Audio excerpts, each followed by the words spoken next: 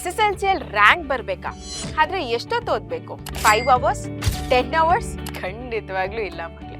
ಕರೆಕ್ಟಾಗಿ ಓದೋದು ಇಂಪಾರ್ಟೆಂಟ್ ಆಗುತ್ತೆ. ನನಗೆ ಗೊತ್ತಿರೋ ಟಾಪರ್ಸ್ ಎಲ್ಲ ಏನಂತ ಇಂಟೆಲಿಜೆಂಟ್ ಅಂತ ಏನಲ್ಲ, ಬಟ್ ಅವರು ಡೆಡಿಕೇಟೆಡ್ ಆಗಿದ್ರು ಆ್ಯಂಡ್ ಡಿಸಿಪ್ಲಿನ್ಡ್ ಆಗಿದ್ರು. ಪಾಠನ ಕ್ಲಾಸಲ್ಲಿ ಕರೆಕ್ಟಾಗಿ ಕೇಳ್ತಾ ಇದ್ರು. ಏನೇ ಡೌಟ್ಸ್ ಬಂದ್ರೂ ಇಮಿಡಿಯೇಟ್ಲಿ ಕ್ಲಾರಿಫೈ ಮಾಡ್ಕೋತಾ ಇದ್ರು. ಮನೆಗೆ ಬಂದು ರಿವಿಷನ್ನ ಮಾಡ್ತಾ ಇದ್ರು. ಪ್ರೀವಿಯಸ್ ಇಯರ್ ಕ್ವೆಶ್ಚನ್ ಪೇಪರ್ಸ್ ಏನಿದೆ ಅದನ್ನ ಸಾಲ್ವ್ ಮಾಡ್ತಾ ಇದ್ರು. ಅದ್ರ ಜೊತೆಗೆ ಡಿಸ್ಟ್ರಾಕ್ಷನ್ಸ್ ಇಂದ ಸ್ವಲ್ಪ ದೂರ ಇದ್ರು.